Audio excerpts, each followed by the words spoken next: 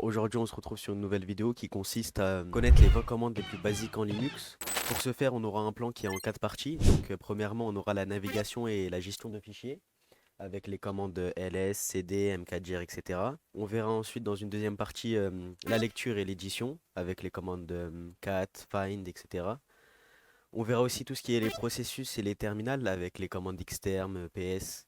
Et enfin, nous verrons la recherche avec la commande grep et l'édition, par exemple, avec Nano pour éditer un fichier. La première commande qui est la plus basique, c'est le ls. Donc le ls, c'est une commande qui permet de lister les fichiers et les dossiers du répertoire courant. Donc par exemple, ls-l, ça va nous lister tous les fichiers qui sont dans le répertoire. Donc là actuellement on se retrouve dans la racine. Pour voir qu'on est dans la racine, on fait pwd. Donc là on est dans le home.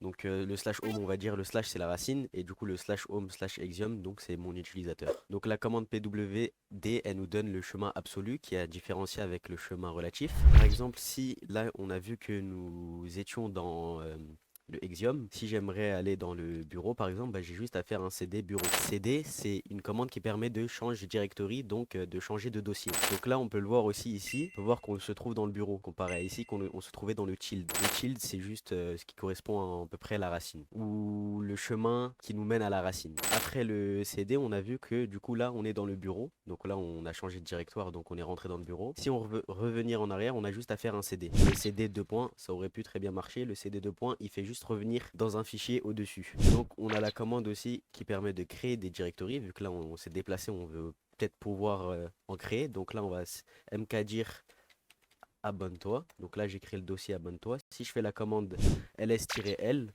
on peut voir que le dossier a été créé à 17h11. On peut voir que c'est un directory parce que là il y a un D. Donc D signifie directory qui signifie dossier. On peut voir aussi les permissions, le groupe et le propriétaire du dossier. Donc là on a créé un dossier. Maintenant on va pouvoir peut-être le supprimer avec la commande rmdir. Donc rmdir abonne-toi. Donc là si on refait un ls-l, on voit que le dossier qui était là, abonne-toi, il a été delete. On s'est créé des dossiers et supprimé des dossiers, mais on s'est toujours pas créé des fichiers. Donc pour créer un fichier, on va faire la commande touch, enfin touch espace le nom du fichier que vous voulez et l'extension si vous voulez. Si vous voulez pas d'extension, il va vous créer un fichier sans extension. Donc là, si on fait un ls-l pour vérifier que notre test.txt il a bien été créé.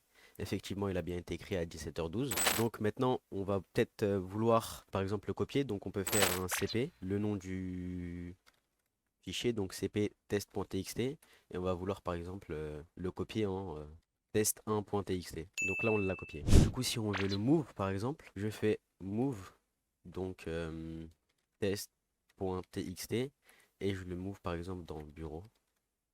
Il a été mis dans notre bureau, donc on l'a bien move, donc move qui signifie déplacer en gros. Donc là, on va passer à la deuxième partie de la vidéo qui consiste à la lecture et l'édition. Première commande qui est une des plus importantes, mais j'ai fait exprès de ne pas commencer par elle, mais c'est la commande man. La commande man nous donne toutes les informations sur toutes les commandes. Donc man ls, ça va nous donner toutes les informations sur la commande ls, mais si je fais man cat par exemple, c'est une commande que nous allons voir. Donc man cat, ça nous affiche toutes les informations sur la commande cat. Elle affiche, donc print, affiche dans la sortie standard ce qui contient le fichier. Là on vient de voir que la fonction cat, qui est du coup afficher le contenu d'un fichier, mais du coup juste avant on va voir la commande nano, donc l'édition. On va éditer un fichier. Donc là on va entrer n'importe quoi. Tac, donc abonne-toi et like. N'hésitez pas à vous abonner et à liker. Du coup là on va faire un CTRL X, on va save. Et une fois qu'on aura save, on va faire entrer.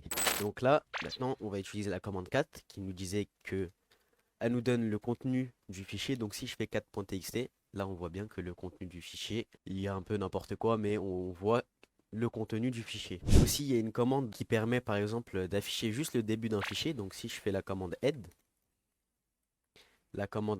avec l'option 1, avec l'option "-n", et du coup test.txt le fichier. Donc si je mets 1, ça va m'afficher la première ligne. Si je mets 2, ça va m'afficher les deux premières lignes. Si je mets 3, etc. Ensuite, il y a la même commande, mais pour tail. Si je fais tail test.txt, je crois que par défaut, c'est 5 ou les 10 premières lignes qui partent vers le bas. Donc si je refais la même chose avec l'option n l'option 2, j'ai oublié, j'ai mal écrit. Je l'ai écrit vraiment n'importe comment. Mais du coup, si je fais ça, tac, tac. Donc là, ça nous affiche bien les deux dernières lignes. Aussi, faites bien attention à la syntaxe, car si vous oubliez une option ou autre, ou vous oubliez le tiret de l'option, bah bien sûr, ça ne va pas marcher. On a la commande echo. Si je fais echo abonne, bah ça va afficher abonne. Maintenant, si je fais un echo abonne-toi, bon, je l'écris mal, mais oui, et que je le redirige dans mon test.txt, donc là, j'ai redirigé ça dans mon test.txt et que je fais un cat test.txt, tab. Donc on voit qu'il y a écrit bonne-toi à la fin, abonne-toi en gros. Mais du coup, on voit que ça a été ajouté, alors que si je refais la même commande mais sans les doubles supérieurs ou inférieurs là, si je mets juste une fois et que je réaffiche, on va essayer de prédire le résultat, donc il y aura écrit juste bonne-toi dans le fichier. Donc là j'ai fait écho, tac. Si je cat, il n'y aurait plus que bonne-toi et le reste sera supprimé.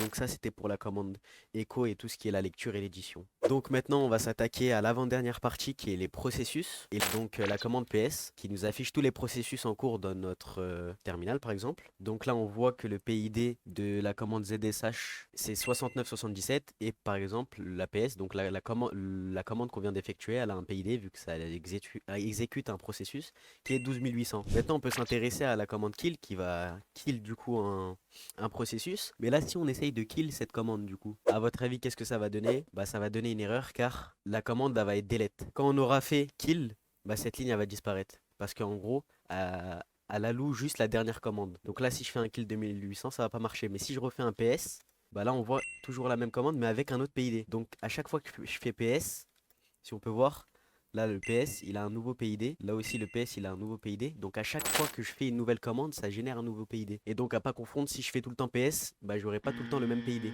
Parce qu'une commande est spécifique. Même si c'est la même commande PS, elle aura un PID qui sera différent. Du coup, on a la commande aussi xterm. Ça permet de créer un autre terminal. Donc, comme on le voit là. Hop. Donc là, vous voyez, on peut toujours faire des commandes là-bas, ls, voir les informations. Sauf que notre premier terminal, il est bloqué. On peut se demander comment écrire des commandes dans les deux. Donc, on va le delete et on va refaire la commande xterm avec le e-commercial. Donc le e-commercial il permet de dire en arrière-plan. Donc ça veut dire qu'on peut utiliser ls ici, mais ls ici aussi. Et on voit aussi, du coup là si on revient au processus, on voit que xterm il a un PID. Et du coup si je fais la commande kill sur ce PID qui est en arrière-plan, donc là ça va marcher. Et là il va se fermer. Et là, la commande kill, elle a fonctionné. Donc, c'est la dernière commande, htop. C'est un peu un PS, mais en plus détaillé. Donc, on peut voir le PID, etc. User. Il y a des couleurs et c'est en temps réel. Donc, c'est aussi pas mal. On voit la mémoire, le CPU, etc. Donc, on peut faire F10 pour quitter et passer à la dernière partie qui est la recherche et l'édition. Pour cette dernière partie, c'est la commande grep qui est la plus utile. Donc, on va par exemple B. On va chercher B dans le test.txt. Une fois fait, ça va nous dire oui, il y a un B. Maintenant, si je cherche par exemple un A, bah il n'y en aura pas. Donc ça va me renvoyer rien. Donc là, j'ai testé avec le Q, ça m'a rien renvoyé. Mais maintenant, si je mets un point, si je mets un point, ça va me renvoyer tout. Parce que le point, en regex, donc l'expression régulière, c'est un caractère, peu importe lequel. Donc ça peut être A, B, C, D, E, F, G jusqu'à la fin de l'alphabet. Alors que si je refais la même commande, sauf que je mets un anti-slash avant, là, ça va me renvoyer aucun résultat. Pourquoi? Bah parce que en fait, ça correspond au point, au sens littéraire, donc le point comme ça. Alors que le point juste seul, en regex, quand on va utiliser grep, le point comme ça, il va juste nous dire on cherche un caractère. Par exemple, si je refais la même chose avec le dollar ça veut dire en fin de ligne. Donc si je mets un i en fin de ligne, ça va me trouver le i qui est en fin de ligne. Alors que là, si je fais par exemple A, ça va me ressortir rien du tout parce qu'il n'y a pas de A en fin de ligne, mais il n'y a que le i. Du coup, ça c'était tout pour la commande grep. Il nous reste deux commandes. Donc la nano que j'avais déjà effectuée tout à l'heure, c'est une commande qui permet de faire de l'édition, donc ouvrir un fichier et mettre ce que vous voulez dedans, écrire.